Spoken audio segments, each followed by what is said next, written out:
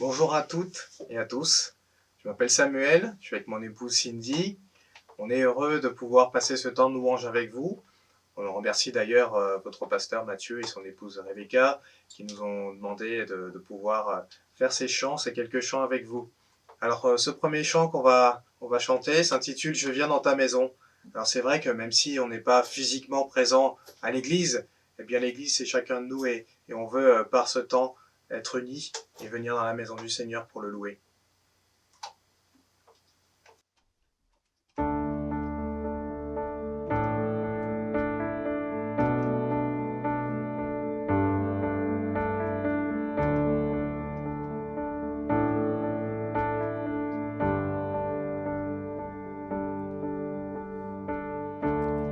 Je viens dans ta maison, je viens te rencontrer, tel que je suis m'abandonner.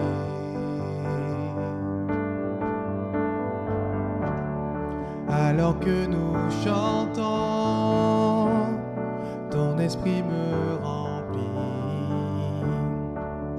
mon âme est libérée.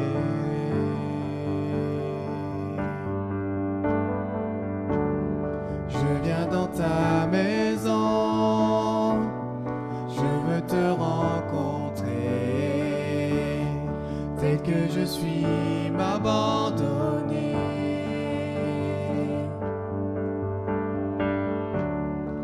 Alors que nous chantons, ton esprit me remplit, mon âme est libérée.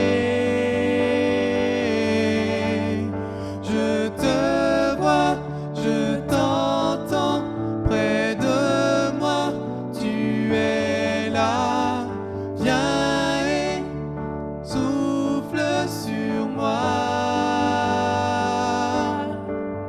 Je ressens ta présence comme un feu, comme un vent. Jésus, je veux plus de toi.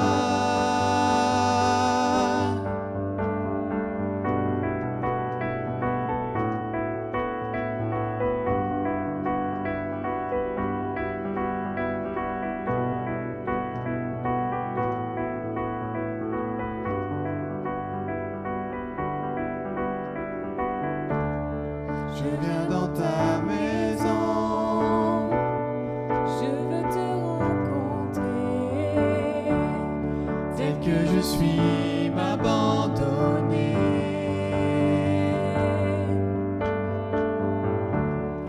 Alors que nous chantons,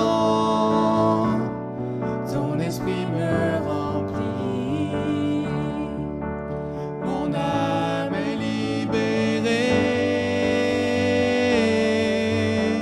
Je te vois, je t'entends, près de moi, tu es là. Viens et souffle sur moi. Je ressens ta présence comme un feu, comme un vent. Jésus, je veux plus de toi. Jésus, je veux plus de toi. Jésus, je veux plus de toi. Jésus, je veux plus de toi. Jésus, je veux plus de toi.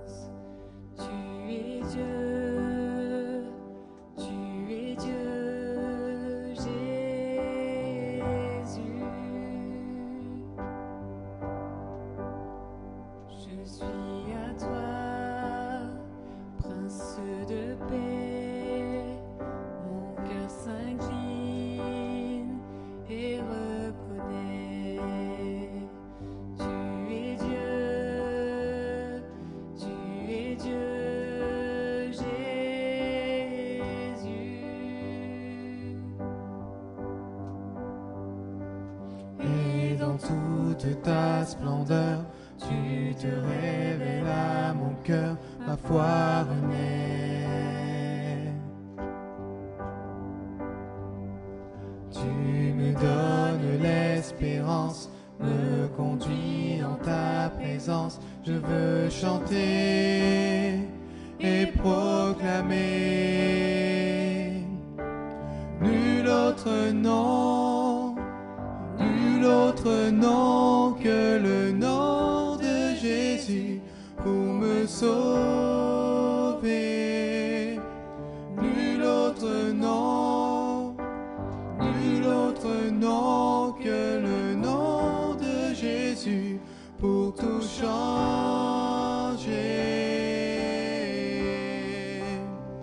J'élève ma voix pour l'adorer, brandis ma foi pour déclarer: tu es Dieu, Jésus.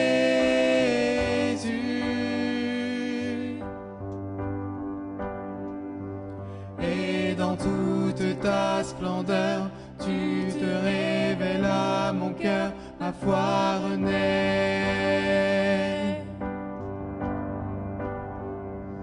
Tu me donnes l'espérance, me conduis en ta présence, je veux chanter et proclamer. Nul autre nom que le nom de Jésus pour me sauver. Nul autre nom que le nom de Jésus pour tout changer.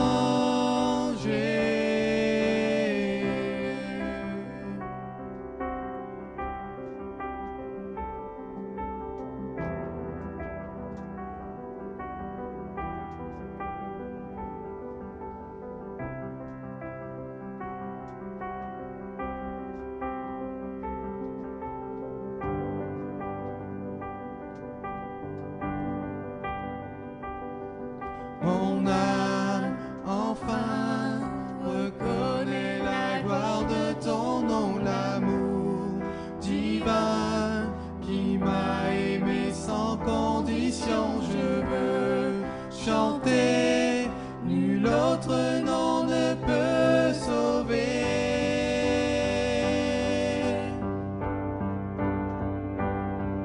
Mon âme enfin reconnaît la gloire de ton nom, l'amour divin qui m'a aimé sans condition. Je veux chanter, nul autre nom ne peut sauver.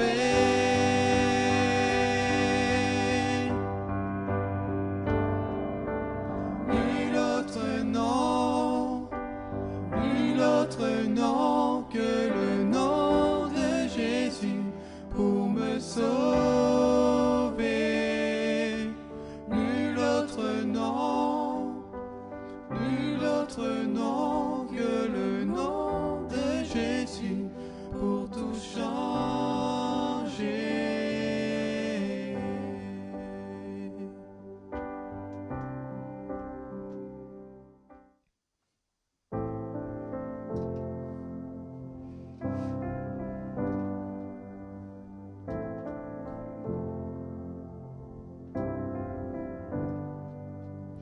Je viens vers toi dans le secret, en ta présence, je veux rester. Tu seras toujours là. Tout contre toi, près de ton cœur, je peux entendre ta voix, Seigneur. Tu seras toujours là.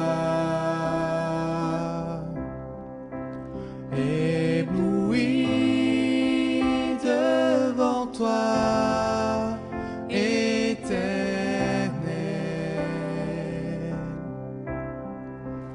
Ébahi par l'amour de ton ciel, je suis là à tes pieds, je viens t'adorer, je désire habiter près de toi.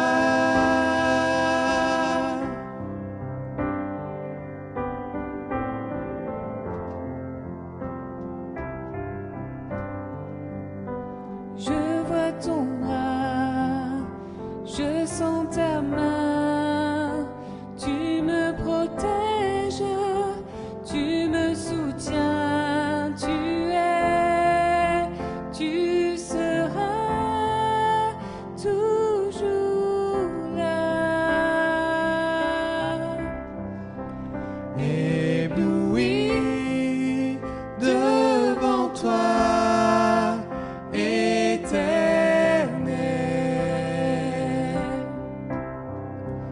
Ébahi par l'amour de ton ciel,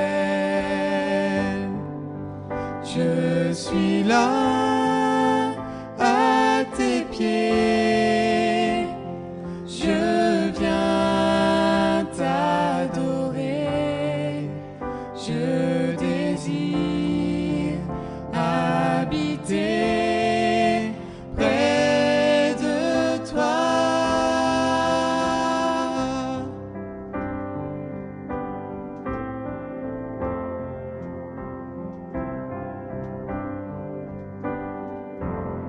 Toutes les nations que tu as faites viendront se prosterner devant toi, Seigneur, pour rendre gloire à ton nom, car tu es grand, tu accomplis des merveilles. Toi seul tu es Dieu. Enseigne-moi tes voies éternelles, et je marcherai dans ta vérité.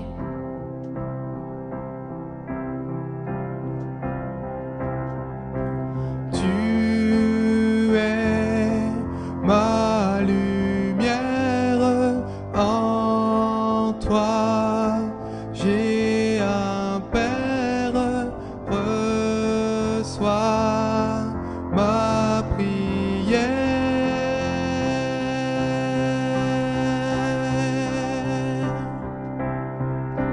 Tu es ma lumière, en toi j'ai un Père, reçois ma prière.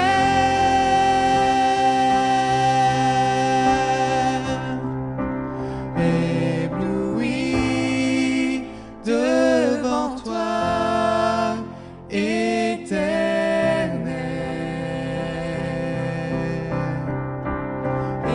Ébahi par l'amour de ton ciel, je suis là à tes pieds, je viens t'adorer, je désire habiter près de toi.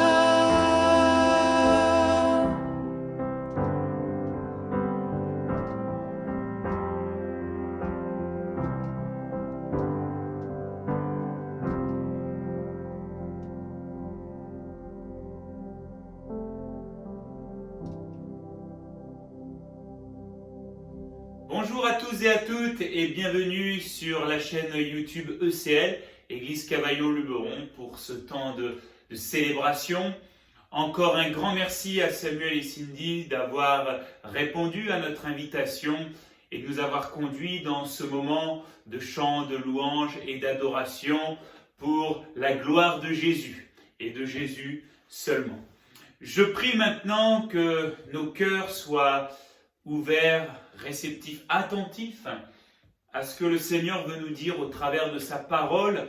Nous croyons que Dieu parle, tantôt d'une manière, tantôt d'une autre, au travers de sa parole, et qu'il a des choses à nous dire qui sont tellement bonnes pour nos cœurs, pour chacun d'entre nous.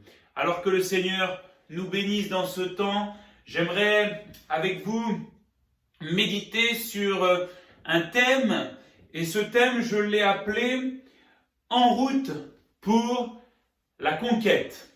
En route pour la conquête. Pourquoi le mot conquête? Parce que nous voyons dans la Bible que Dieu est un Dieu de conquête. Le mot conquête, c'est le verbe conquérir. Et le verbe conquérir dit ceci, c'est gagner. Nous avons un Dieu qui est le grand gagnant. Le mot conquérir, c'est remporter. Dieu a remporté la victoire. Dieu remporte, des guerres spirituelles. Dieu remporte et il nous permet aussi de remporter avec lui.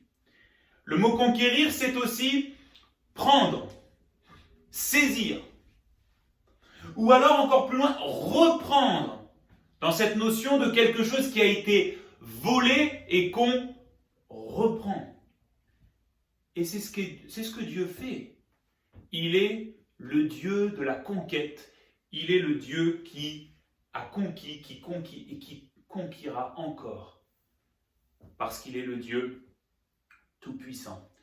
Et cette méditation, elle a pour but de voir ensemble si un Dieu de conquête est avec nous. Alors, est-ce que nous sommes prêts à être nous aussi, avec lui et pour lui, des conquistadors? Vous avez certainement entendu parler de tous ces conquistadors qui sont partis à la découverte d'autres terres inconnues jusqu'à présent et qui ont posé les premiers le pied sur ces terres inconnues. Et quand ils en sont arrivés, ils se sont installés, ils ont pris possession. Et surtout, ils n'oubliaient pas une chose, c'était d'amener avec eux le drapeau de leur nation, le drapeau de leur pays, pour pouvoir le planter sur ce terrain, sur cette nouvelle terre. Et je voudrais vous dire, en tant que chrétiens, nous sommes citoyens du ciel. En tant que chrétiens, nous sommes enfants de Dieu. Nous avons un roi, c'est le Dieu Tout-Puissant. Nous avons un roi qui nous a donné cette mission avec lui de continuer de conquérir. Alors, évidemment, cette conquête n'est pas une conquête, physique, dans le sens où la première conquête que le Seigneur nous appelle à accomplir, c'est une conquête spirituelle. Et nous allons le voir dans quelques instants. Les terrains que nous avons à remporter sont spirituels. Les ennemis que nous avons à combattre sont spirituels. Regardez Éphésiens, chapitre 6, versets 10 à 12, nous dira ceci, que nous n'avons pas à combattre contre la chair et le sang, mais contre les puissances spirituelles, les dominations spirituelles, les autorités spirituelles. C'est contre ces choses-là que nous devons combattre, que nous devons faire reculer avec l'aide, le secours et la puissance du Seigneur Jésus. C'est cela que nous devons garder dans nos cœurs, dans nos vies. Bien souvent, on veut faire comme tout ce qu'on voit ici-bas, conquérir, combattre, humainement parlant, contre la Bible dit la chair et le sang, c'est-à-dire contre des choses humaines. Mais le Seigneur nous ouvre les yeux et il nous dit que cette conquête, c'est une conquête contre un domaine spirituel que nous devons faire reculer, que nous devons vaincre et surtout auquel nous devons reprendre tant de choses qu'il a volées par la puissance et avec l'aide du Seigneur Jésus. À la croix, la Bible nous dit que Jésus a vu chacun d'entre nous. Il a vu chacun d'entre nous dans des vies qui étaient si misérables, si malheureuses. Il a vu nos vies pillées, nos vies intérieures cambriolées spirituellement. Il a vu nos vies détruites. Et la Bible nous dit que Jésus est venu et qu'à la croix, il a fait la conquête pour vaincre nos ennemis, pour remporter la victoire, pour nous reprendre à lui, nous attirer à lui et nous rendre tout ce que nous avions perdu. Et j'aimerais encourager quelqu'un ce matin. Tu peux reprendre ce que l'ennemi t'a volé. Tu peux reprendre ce que tu as perdu parce que le Dieu de la conquête, Jésus-Christ, est avec toi. Alors, en parlant de ce mot conquête, il me vient l'histoire d'un personnage de la Bible que nous connaissons tous et toutes. Peut-être que si vous ne le connaissez pas, vous le découvrirez. Il s'appelle Gédéon. Et je voudrais lire avec vous, on va dire la première partie de son histoire dans la Bible, Juges, chapitre 6, versets 11 à 24. Juges, chapitre 6, versets 11 à 24, il est écrit ceci. Puis l'ange de l'Éternel vint, et il s'assit sous le térébinthe d'Ophra, qui appartenait à Joas, membre de la famille d'Abiézer. Son fils Gédéon battait du blé au pressoir pour le mettre à l'abri des Madianites. L'ange de l'Éternel lui apparut et lui dit, « L'Éternel est avec toi, vaillant héros. » Gédéon lui dit, « Ah, mon Seigneur, si l'Éternel est avec nous, pourquoi tout cela nous est-il arrivé ?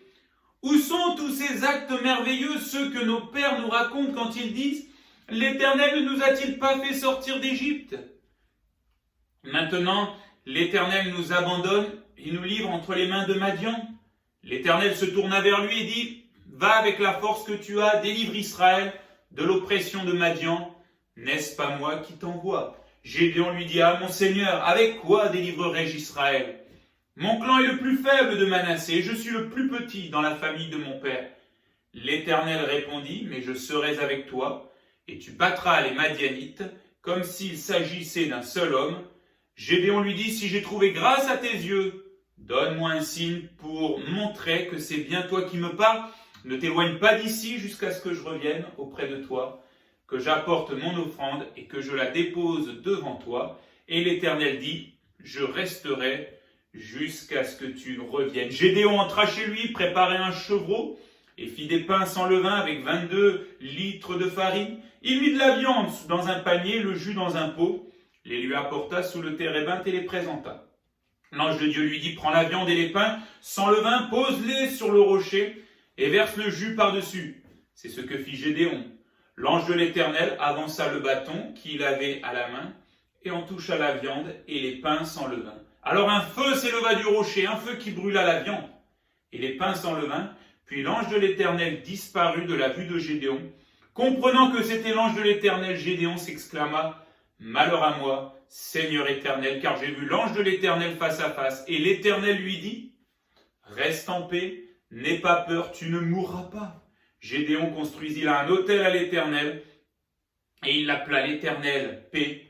Il existe encore à Ophra, qui appartenait à la famille d'Abiézer. Amen. Alors, le contexte de ce passage que nous avons lu. Le livre des Juges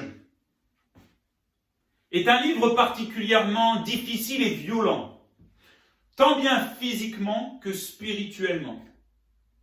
On se souvient que, on va dire, le dernier leader, Josué, c'est-à-dire celui qui conduisait le peuple d'Israël, est décédé.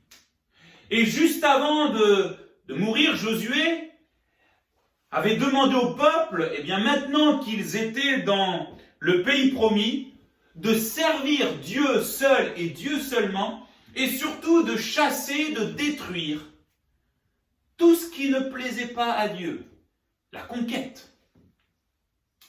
Hélas, Josué est décédé et le peuple, malgré une belle déclaration, le peuple n'a pas obéi à cette exhortation.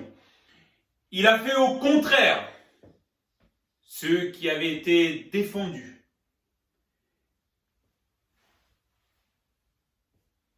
Ils ont décidé de se détacher de Dieu. Ils ont décidé de pratiquer ce qui n'était pas la gloire de Dieu. Dieu leur avait demandé de chasser tout ce qui n'était pas bon pour eux. Et qu'est-ce qu'ils ont fait? Ils ont commencé à le garder une chose par-ci, une chose par-là. Et en plus de garder ces choses, ils sont rentrés en plein dedans en les mettant en pratique. Et cela a amené une descente.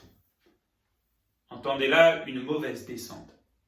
Pourquoi? Parce qu'à ce moment-là, des ennemis ont commencé à venir, à s'attaquer au peuple d'Israël, le mettre en défaite, dominer sur lui et surtout voler toutes les bénédictions que Dieu leur avait pourtant données, offertes. Dans ces moments où ils étaient au plus bas, le peuple avait des sursauts et il repensait à Dieu en disant « Pardonne-nous, Seigneur, nous avons fait ce qui est mal, nous avons péché, pardonne-nous » Et le peuple décidait de revenir vers Dieu et de demander son secours, et Dieu, rempli d'amour, envoyait à ce moment-là des hommes, des femmes, ce qu'on appelle des juges. Ces juges, c'était qui? C'était des personnes qui étaient choisies par Dieu, établies, envoyées avec l'aide de Dieu pour vaincre les ennemis, pour ramener les promesses, les héritages au peuple et permettre que le peuple se réimplante dedans et encourager surtout le peuple à demeurer en Dieu et en Dieu seul. Pourtant, à chaque fois qu'un juge mourait, l'histoire se répétait, la désobéissance revenait, la rébellion revenait, et ainsi de suite. Un jour, alors que le peuple a à nouveau désobéi à Dieu, un autre peuple vint le combattre et vint remporter une victoire totale sur ce peuple. Ce sont les Madianites. Ils sont venus et ils s'en sont pris au peuple d'Israël, et les Madianites, ils avaient deux réputations. La première, c'est que c'était un peuple barbare. Ils aimaient faire souffrir. Et puis, ils avaient aussi la réputation que quand ils venaient quelque part, ils se servaient et ils prenaient tout. Ils ne laissaient rien. Même pas une miette, comme on pourrait dire. Ils prenaient tout. Et à ce moment-là, le peuple d'Israël va à nouveau se retrouver au plus bas. Et ils vont encore et encore se tourner vers Dieu. Et Dieu va susciter un homme, Gédéon. Gédéon qui va avoir cette mission, c'est de partir en conquête. Et pas n'importe quelle conquête, la conquête de Dieu, c'est-à-dire d'entrer dans la volonté de Dieu. J'ouvre une parenthèse. Des fois, on court dans de mauvaises conquêtes. Des conquêtes personnelles, des conquêtes qui ne sont pas la volonté de Dieu. Et on tourne en rond, on s'épuise, on a des défaites, et on se dit « Seigneur, pourquoi ?» Mais le chrétien, ce n'est pas celui qui dit « Seigneur, bénis mes projets, bénis mes conquêtes ». Le Le chrétien, c'est celui qui dit « Seigneur, quels sont tes projets, quelles sont tes conquêtes? Je veux y entrer et je sais que tu vas bénir. » Gédéon va être appelé à conquérir. Il va être appelé, comme les autres juges, à vaincre les ennemis, à savoir les Madianites. Il va être appelé à reprendre ce que les Madianites ont volé. Et il va être appelé aussi à exhorter, encourager le peuple à demeurer fidèle à Dieu. Vous savez, réfléchissons à ceci, le temps des juges n'est pas si différent que les temps d'aujourd'hui. Je vais même aller plus loin, il ressemble beaucoup au temps que nous vivons aujourd'hui. Aujourd'hui, nous sommes dans un monde où spirituellement, c'est dévasté. Nous sommes dans un monde aujourd'hui où l'ennemi, le diable, le péché, parce que l'homme s'est rebellé contre Dieu, est venu nous mettre en échec, en défaite, est venu détruire, est venu voler, dérober. Et aujourd'hui, spirituellement, nous sommes dans des temps de mendicité terrible. Et Dieu cherche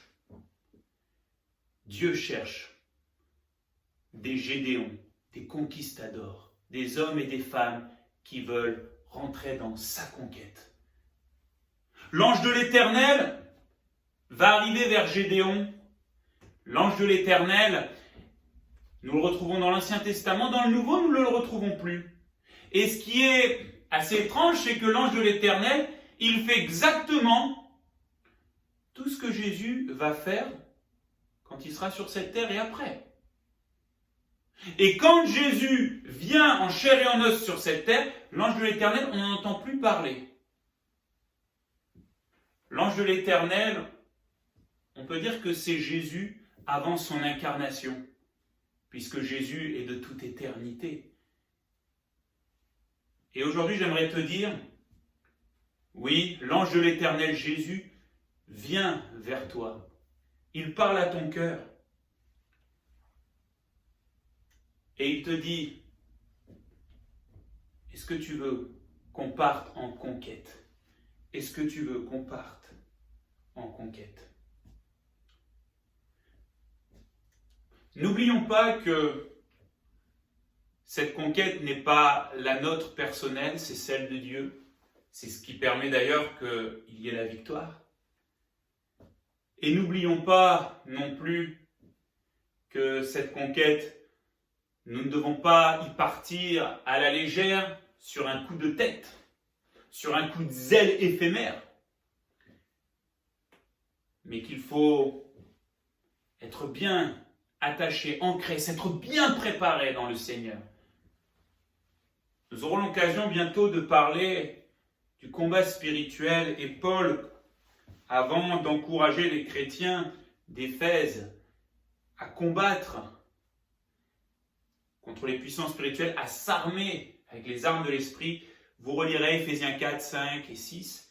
Il leur dit déjà, mettez en règle ce qu'il y a à régler, parce que si vous partez au combat, à la conquête, en gardant des choses qui ne sont pas la gloire du Seigneur, c'est la défaite garantie. Alors, Gédéon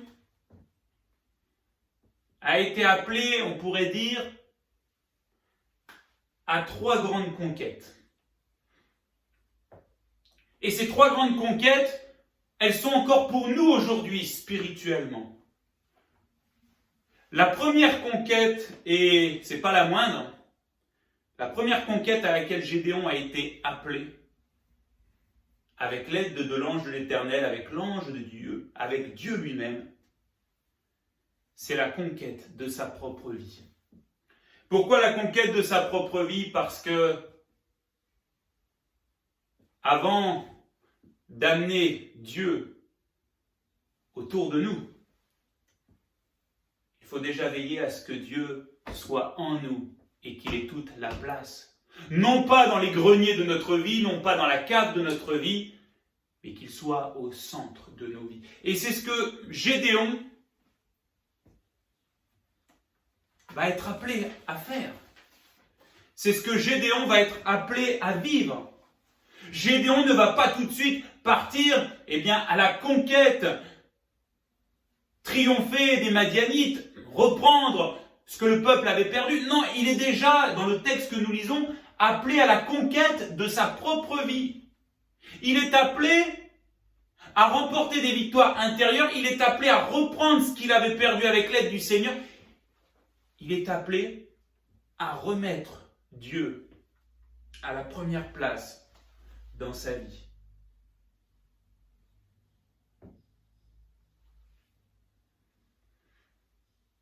L'ange de l'Éternel va parler à Gédéon et on voit ces 3 points. Et il va dire, va avec la force que tu as, vaillant héros. Il le met au défi. On va dire qu'il le fait rentrer en lui-même. Et Gédéon, quelle est sa réponse? On l'a lu. Gédéon, verset 13, lui dit, « Ah, mon Seigneur, si l'Éternel est avec nous, pourquoi tout cela nous est-il arrivé? Où sont tous ces actes merveilleux, ceux que nos pères nous racontent quand ils disent, l'Éternel ne nous a-t-il pas fait sortir d'Égypte? Maintenant, l'Éternel nous abandonne et nous livre entre les mains de Madian. » Gédéon, il est en train d'accuser Dieu. Il est en train d'accuser Dieu. Vous savez, quand Dieu se lance à la conquête de nos vies, des fois on résiste. Et ce que Dieu veut, c'est que nous puissions abdiquer pour lui laisser toute la place. On a envie de dire à Gédéon, mais Gédéon, c'est pas de la faute de Dieu cette situation. La faute, elle est à qui? Elle est à vous, peuple de Dieu. La faute, elle est à tes semblables, elle est à toi. Pourquoi? Parce que c'est à cause du péché que vous avez pratiqué. C'est à cause de la rébellion, parce que quand nous péchons, nous nous rebellons contre Dieu. C'est ça qui fait qu'en ce moment, vous êtes dans cette situation. N'accuse pas Dieu, ne lève pas le poing contre Dieu. Mais viens à lui et mets ta vie en règle. Premier point, la conquête de notre propre vie avec l'aide du Seigneur, c'est d'abandonner nos péchés. Ça veut dire de nous en débarrasser complètement. Vous me direz, mais où c'est qu'on voit que Gédéon pêche? On le verra la semaine prochaine, mais vous pourrez le lire tout au long de cette semaine. Gédéon va commencer, à un moment donné, par détruire et par ôter une idole qui était dans sa famille. Et d'ailleurs, il va avoir très peur de l'enlever. Pourquoi? Parce que cette idole dans sa famille veut dire que sa famille, comme lui, était dans l'idolâtrie. Aujourd'hui, je ne sais pas qu'est-ce que nous idolâtrons. Ça veut dire mettre quelque chose au centre de notre vie. Quel est le péché que nous pratiquons et que le Seigneur veut faire la conquête, c'est-à-dire nous dire maintenant il faut que tu t'en débarrasses. Tu veux aller plus loin, ça commence par maintenant. Mettre ta vie en règle, ça commence par maintenant. Abandonner tout péché. Que ce soit les péchés qui te font souffrir, que ce soit le péché qui te rapporte peut-être, que ce soit le péché que tu aimes pratiquer, tout cela permet à l'ennemi de piller ta vie, de détruire ta vie et t'empêche d'aller plus loin. Alors, fais la conquête avec l'aide du Seigneur de ta vie. Abandonne, débarrasse-toi du péché pour vivre une vie selon la volonté, selon la gloire de Dieu. Ensuite, la conquête de sa vie, à Gédéon, elle va passer aussi par une deuxième phase. Dieu va lui dire, allez, il va le mettre au défi. Va maintenant reprendre ce que les Madianites ont volé. Et quelle va être la réponse de Gédéon? Mais je ne peux pas. Je suis le dernier des derniers. Ma famille est la plus petite et la plus faible de toutes les familles. Et moi, je suis le dernier des derniers. Je suis rien. après s'être débarrassé du péché, d'avoir réglé cette affaire de péché dans nos vies, la deuxième phase de la conquête de notre vie par le Seigneur, c'est de nous amener à entrer dans notre identité en Dieu, dans notre identité en Jésus-Christ. Bien souvent, nous écoutons les raisonnements de l'ennemi qui nous dit « tu es nul, tu ne sers à rien ». Et des fois, on le croit. Bien souvent, on écoute nos propres raisonnements « j'y arriverai pas, j'y arriverai pas ». Bien souvent, on se dit « mais lui, il est mieux, il est meilleur que moi ». Vous savez, quand Jésus, dans notre vie, il y a une grande conquête. Cette conquête, c'est de sortir maintenant de nos fausses identités, de nos mensonges concernant notre identité et d'entrer dans notre identité en Christ. Et cette identité en Christ, c'est quoi? C'est que déjà, Jésus nous aime. Il nous aime d'un amour éternel. Un amour que nous ne méritons pas, mais il nous aime d'un amour éternel. Cette identité, c'est de savoir que Jésus nous a choisis, que Jésus nous a sauvés, que Jésus nous a pris avec lui et que Jésus, aujourd'hui, nous a confié la suite de sa mission, c'est-à-dire cette conquête spirituelle. Et la Bible nous dit que Jésus est au-dessus de tout, tout est sous ses pieds et il nous a pris avec lui et il nous a fait asseoir avec lui dans les lieux célestes. C'est-à-dire qu'aujourd'hui, en tant que chrétiens, nous avons l'autorité de Jésus sur le péché et sur tout ce qui est mauvais, sur les puissances spirituelles. C'est-à-dire que nous avons déjà la victoire. Et même si nous nous disons que nous n'y arriverons pas, n'oublions pas que notre combat, c'est le combat de Jésus. Que notre conquête, c'est celle de Jésus. Et qu'il a déjà tout remporté. Et qu'aujourd'hui, il veut que nous entrions dans cette identité que nous avons en lui. Nous sommes ses enfants, nous lui appartenons, il nous appartient. Et ce que Jésus regarde, ce n'est pas nos faiblesses. Ce n'est pas que nous sommes bien faibles. Non, ce que Jésus regarde, c'est l'œuvre qu'il va accomplir en nous et au travers de nous. Qui aurait dit, il y a quelques années, à un jeune de 16 ans qui avait des pensées de suicide, qui lui aurait dit un jour qu'il servirait le Seigneur? Et pourtant, aujourd'hui, je peux dire que tout est possible et que notre identité, c'est en lui et en lui seul. Et puis on pourrait dire la dernière étape de cette conquête de sa propre vie, donc Gédéon a appris et a dû se positionner avec l'aide de Dieu sur sa foi en Dieu. Le contraire de la foi, c'est le doute. Et le doute amènera toujours la peur.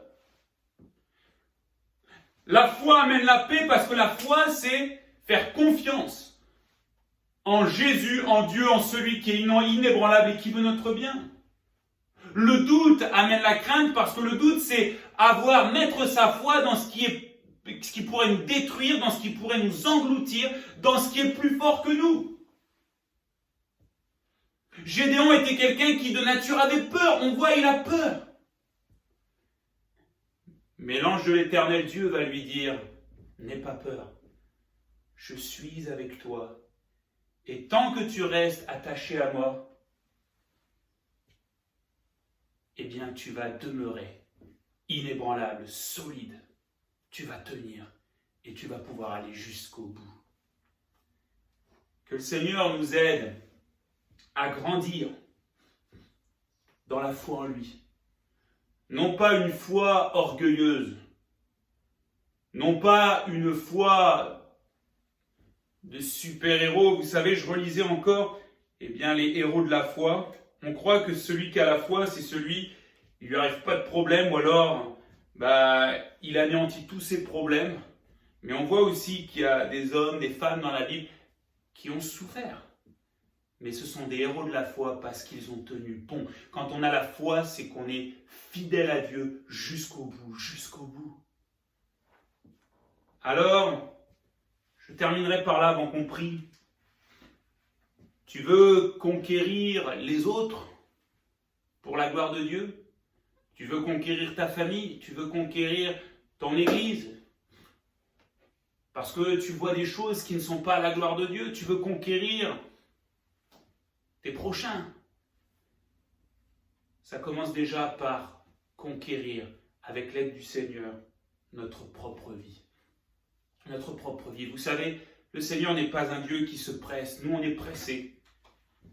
Mais Dieu, lui, il veut que les choses soient bien établies, qu'il y ait de bons fondements. Tu veux voir de grandes choses, laisse déjà Jésus faire de grandes choses dans ta vie. Et pars maintenant à la conquête. Partons maintenant à la conquête de notre vie, de notre propre vie, en nous débarrassant de tout péché, aucun compromis. Le peuple d'Israël en faisait des compromis. Et regardez où ça l'a mené. Réalisons et entrons dans notre identité en Christ. Nous lui appartenons, il nous appartient, il nous aime d'un amour éternel. Et nous sommes assis avec lui dans les lieux célestes. Au-dessus de toute autorité, de toute puissance, tout est sous nos pieds. Parce que Jésus est en nous, Jésus est avec nous. Et grandissons dans notre foi en Jésus. Que notre foi continue de grandir, de porter du fruit et que nous soyons ces bons et ces fidèles serviteurs de sa grâce, de sa puissance, de son nom. La semaine prochaine, nous verrons qu'après avoir fait la conquête de sa vie avec la puissance de Dieu, Gédéon va être appelé à faire la conquête de sa famille. Et nous verrons cela la semaine prochaine. Prions ensemble. Père, je te remercie d'avoir un jour posé tes regards sur chacun de nous. Je te remercie d'être venu jusqu'à nous. C'est vrai, comme Gédéon, nous étions et nous sommes encore incapables de venir à toi par nous-mêmes. Mais Seigneur, si nous pouvons venir à toi, c'est parce que tu es celui qui est venu jusqu'à nous. Tu nous as tendu la main. Je te prie, Seigneur, pour chacune de nos vies, chacun de nos cœurs. Et je prie que ton Saint-Esprit encore nous convainc, Seigneur, dans des péchés, dans des choses mauvaises, dans des mauvais raisonnements que nous gardons et qui font que nos vies sont pillées, on passe à côté de bien des choses avec toi. Et que nous réglions maintenant ces choses. Je te prie pour quelqu'un qui se sent tellement nul, au plus bas, afin que, Seigneur, il puisse vivre cette parole. C'est quand je suis faible que je suis fort. Je puis tout par celui qui me fortifie. Nous ne sommes pas n'importe qui, nous sommes les enfants de Dieu. Nous ne sommes pas n'importe qui, nous sommes les ambassadeurs de Christ sur cette terre. Nous ne sommes pas n'importe qui. Nous sommes l'Église de Jésus-Christ, le peuple de Dieu. Et Seigneur, je te prie pour que tu nous aides et que tu trouves en nous des hommes, des femmes, ayant la foi, résistant, tenant bon à toute épreuve et restant attachés à toi. Dans le nom de Jésus-Christ, merci pour tout. Merci pour tout. Amen. Amen. Que le Seigneur vous bénisse. Nous allons finir ces moments avec un dernier chant. Quelques infos, quelques annonces. Nous nous retrouvons la semaine dans nos différents programmes. Pour la réunion de prière via Zoom, nous vous tiendrons au courant des nouvelles horaires. Donc, comme il est maintenant, nous sommes en déconfinement. Et pour le jeudi, c'est 20h30, notre temps de réflexion et de méditation. Et puis dimanche prochain, notre culte en route pour la conquête, partie 2, concernant l'histoire de Gédéon qui peut devenir la nôtre. Que le Seigneur vous bénisse et à très bientôt. Bonne semaine à tous.